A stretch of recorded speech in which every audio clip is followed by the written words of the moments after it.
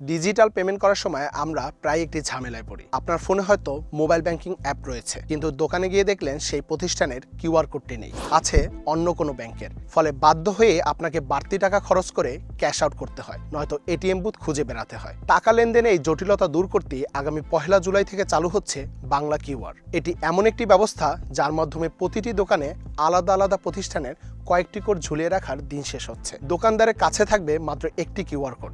আপনার ফোনে যে কোনো মোবাইল ব্যাংকিং বা ব্যাংকের অ্যাপ থাকলেই সেটার মাধ্যমে বাংলা কিউআর কোড স্ক্যান করে পেমেন্ট করা যাবে। এই নিয়ম পুরোপুরি চালু হলে গ্রাহকদের আর মানিব্যাগে ব্যাংকের ডেবিট বা ক্রেডিট কার্ড বয়ে বেড়াতে হবে না। ফোনের অ্যাপ থেকেই সব কাজ হয়ে যাবে। এর সবচেয়ে বড় সুবিধা পাবেন ছোট ও মাঝারি ব্যবসায়ীরা। ফুটপাতের একটা দোকানও তখন কোনো বাড়তি ঝামেলা ছাড়াই ডিজিটাল পেমেন্টের আওতায় চলে আসতে পারবে। বাংলাদেশকে ক্যাশলেস কান্ট্রি হিসেবে গড়ে তুলতে এই সিদ্ধান্ত নিয়েছে বাংলাদেশ ব্যাংক। নির্দেশনা অনুযায়ী আগামী 1 জুলাই থেকে দেশের প্রতিটি দোকান বা মার্চেন্ট পয়েন্টে বাধ্যতামূলকভাবে এই বাংলা কিউআর কোডের আওতায় আসতে হবে। এই নিয়ম না মানলে সংশ্লিষ্ট প্রতিষ্ঠানকে 30 লাখ টাকা পর্যন্ত বড় অঙ্কের জরিমানার মুখোমুখি হতে হবে। বাংলা কিউআর কোড নিয়ে আপনার কি মতামত জানান কমেন্ট সেকশনে।